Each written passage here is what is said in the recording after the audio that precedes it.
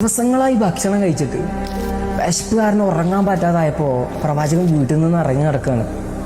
കുറച്ചു ദൂരം നടന്നപ്പോൾ വഴിയിൽ അബൂബക്കർ, എന്താ ഈ നേരത്ത്? വിശന്നിട്ട് ഇറങ്ങിയതാ നബിയെ. അങ്ങനെ രണ്ടുപേരും ഒരുമിച്ച് നടന്നു.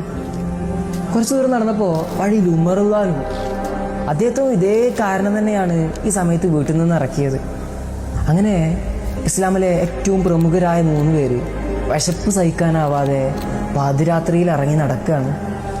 നടന്ന് അവർ അബുൽ ഹൈസമിൻ്റെ വീട്ടിലെത്തി.